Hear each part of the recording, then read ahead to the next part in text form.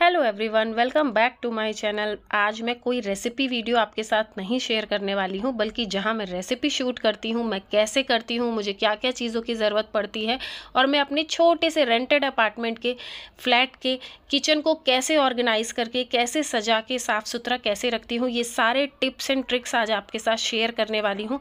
छोटी छोटी सी चीज़ें हैं, आप सबके साथ शेयर करूँगी। आशा करती हूँ आपको पसंद आए। कैसे ऑर्गेनाइज़ करना है आपको, अगर आप भी मेरी तरह रेंटेड अपार्टमेंट में रहते हैं, छोटा सा किचन है, तो उसको कैसे आप बहुत अच्छे से मेंटेन करके रख सकते हैं। और अगर आप भी यूट्यूबर बनना चाहते हैं, रेसिपी शूट करना चाहते हैं, तो कितना आसान होता है एक फूड ब्लॉगर के लिए रेसिपी शूट करना। तो चलिए आज दिखाती हूँ कि मुझे किन किन समस्याओं का सामना करना पड़ता है। तो देखिए, ये है मेरा छोटा सा किचन जो आपको दिख रहा होगा कि मैंने किस तरीके से अरेंज किया है। मैं एक एक चीज़ें दिखाऊंगी। छोटे छोटे से ऑर्गेनाइजेशन है, मैंने कैसे लिए हैं, कैसे ऑर्गेनाइज़ किया है चीज़ों को, स्पेस सेविंग कैसे बनाया है, तो ये सारी चीज़ें आज आपको बताऊंगी। और इनमें से कुछ चीज़ों की डिटेल भी आपको डिस्क्रिप्शन बॉक्स में दूंगी, ताकि कि आप भी अगर परचेज़ करना चाहें तो इजीली उनको परचेज़ कर सकते हैं। तो देखिए, सबसे पहले तो एक वॉल है, ये DIY मैंने किया है।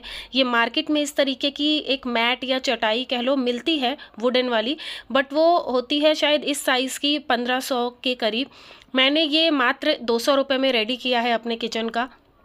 नॉर्मल हरी पत्तियां लाके और ये मैट लाके हार्डवेयर की शॉप पे मिल जाती है, जो कि मीटर के हिसाब से मिलती है। तो वैसे ऑर्गेनाइज़ किया है। तो देखिए, यहाँ कॉर्नर में मैं मिक्सी रखती हूँ, उसमें हमेशा एक टॉवल डाल देती हूँ। ये कुछ वेजिटेबल चॉपर है, मैट है, जिसको मैं अपने रेसिपी शूट करते समय मुझे यूज़ होते हैं, तो मैं इनको हमेशा कॉर्नर में करके रखती हूँ। और ये थोड़े से आपको ये ऊपर जो ऑर्गेनाइजेशन दिख रहे होंगे, ये स्पेस सेविंग बहुत अच्छा यूज़ हो जाता है इनका। आप इनमें भी कुछ चीज़ें रख सकते हैं, क्योंकि नीचे छोटी छोटी स्लैब होती है, उसमें बहुत सारी चीज़ें रख दो तो पूरी स्लैब भर जाती है, खाली स्पेस ही नहीं मिलता है। तो इसलिए, और ये एक कॉर्नर पीस है, आप देख सकते हैं। तो इसमें मैंने रोज़ के यूज़ होने वाले ऑयल, देसी घी का डिब्बा, इस तरीके की चीज़ें रख रखी हैं। ये जो आपको सामने रूबी की रसोई दिख रहा है, ये मैंने बहुत पहले बनाया था। ये भी DIY है। अमेज़ॉन के पार्सल वगैरह आते हैं ना, तो उनका गत्ता पड़ा हुआ था, तो उसी से मैंने बनाया था। और यहाँ पे चाय पत्ती का डिब्बा है और चीनी का डिब्बा है नीचे वाले शेल्फ में। छोटी छोटी सी चीज़ें हैं। ये जो आपको वॉल पे स्टिकर दिख रहे हैं, ये मैंने अमेज़ॉन से परचेज़ किए हैं। सब कुछ बजट फ्रेंडली है, बहुत ही कम पैसों में मैंने अपना किचन ऑर्गेनाइज़ किया है। ऐसा कुछ भी नहीं है कि बहुत हाई फाई करने के लिए मैंने बहुत ज़्यादा इन्वेस्टमेंट किया हो, क्योंकि मेरा रेंटेड अपार्टमेंट है, तो मैं इसमें एक कील भी नहीं ठोक सकती हूँ अपने हिसाब से। एक कील लगाने से भी पहले 10 बार सोचना पड़ता है। तो इसलिए बहुत सारी चीज़ें ऐसी हैं जो बिल्कुल टेम्परेरी हैं, जब चाहे आप निकाल लीजिए, वॉल पे कोई निशान भी ना आए। और ये देखिए, मेरी बेटी का टॉय था, उसने थोड़े दिन खेल के फेंक दिया, तो मैंने यहाँ अपनी किचन विंडो में रखा है। जब हवा आती है तो ये अपने आप हेड इसका नॉड होता है, तो बड़ा अच्छा लगता है देख के, और मेरी बेटी भी बहुत खुश हो जाती है।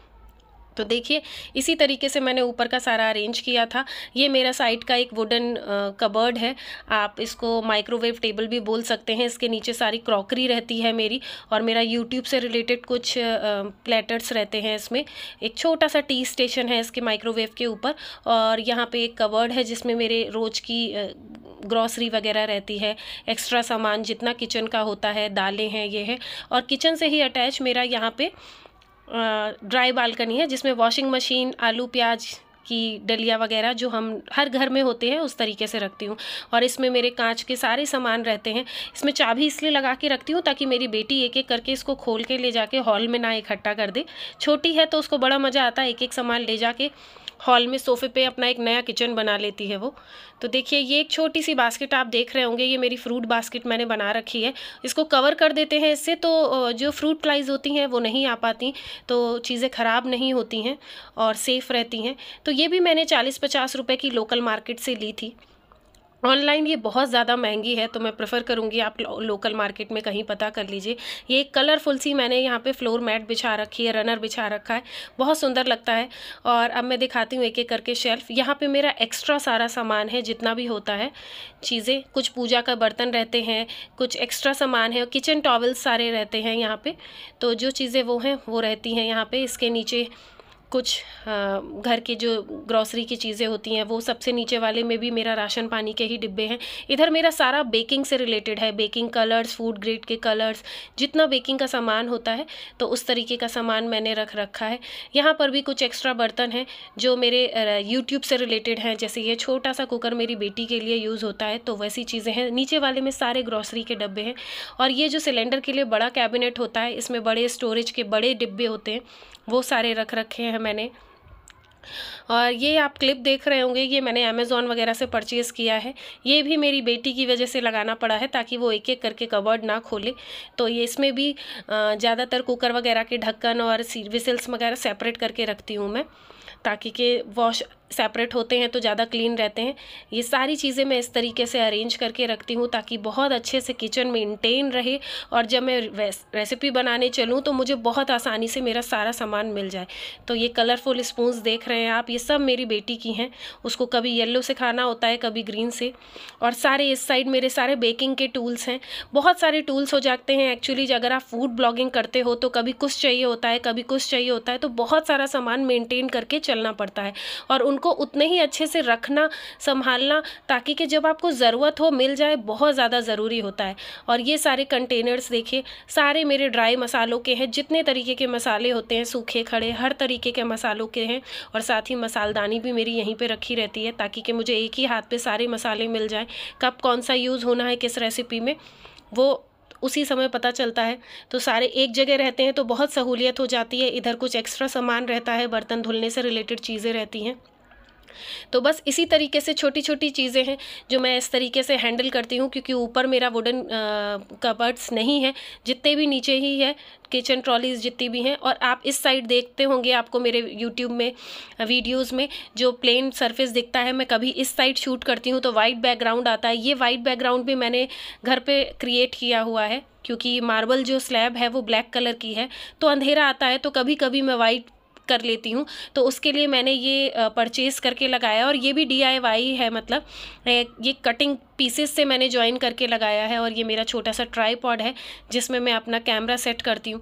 ऊपर एक्स्ट्रा लाइट लगवानी पड़ी है मुझे यहाँ पे, क्योंकि नॉर्मल जो किचन की लाइट होती है वो सफिशिएंट नहीं होती वीडियो के लिए। तो जब वीडियो शूट करती हूँ तो रिंग लाइट के अलावा इस लाइट को भी जलाना पड़ता है। आप लोगों में से कुछ लोग सोचते हैं बड़ा आसान होता है फूड ब्लॉगिंग करना, या फिर रेसिपी बनाओ और अपलोड कर दो, बड़ा आसानी सा काम है। जी नहीं, उतना आसान नहीं होता एक यूट्यूबर की लाइफ, जितना देखने में हमको वीडियो देखने में लगती है। कुछ लोग तो इसलिए भी वीडियो नहीं देखते कि अरे इनके पास काम क्या है, बैठे बैठे वीडियो शूट कर रहे हैं। भाई बहुत ज़्यादा मेहनत जाती है। एक रेसिपी शूट करने के बाद ये जितना साफ़ किचन दिख रहा है, इसकी हालत इतनी ख़राब हो जाती है। सारे तार समेटो, वायर समेटो, ट्राईपॉड हटाओ, रिंग लाइट हटाओ। और सबसे ज़्यादा इन्वेस्टमेंट रेसिपी वीडियो शूट करने में ही होता है, क्योंकि इंग्रेडिएंट की भी कॉस्ट होती है अच्छी खासी। आप लोगों को हर दिन नई नई रेसिपी दिखाने के लिए हमको उतने ही ज़्यादा इंग्रेडिएंट भी चाहिए होते हैं, हम उस तरीके से बनाते भी हैं। तो चलिए दिखाती हूँ कि मैं कैसे रेसिपी शूट करती हूँ, मुझे कितनी मेहनत करनी पड़ती है सिर्फ एक रेसिपी शूट करने के लिए। तो मैं इस तरीके से अपना रिंग लाइट सेट करती हूँ, क्योंकि किचन छोटा ही है, उसी के ऊपर कैमरा भी ट्राईपॉड में लगाना होता है, रिंग लाइट भी लगानी होती है। उसके बीच में इतनी सफिशिएंट कभी कभी जगह नहीं होती हमारे पास कि हम उसके पास खड़े भी हो जाए। हमारा डायरेक्शन कैसे आएगा, समटाइम्स लाइट का इशू आता है कि हमारा शेडो आ रहा होता है, उस शेडो को कम करने के लिए बहुत सारे जुगाड़ करने पड़ते हैं। तो किस किस तरीके से मैं शूट करती हूँ, आई थिंक ये हर यूट्यूबर फेस करता होगा अगर वो रेसिपीज़ के वीडियो शूट करता है।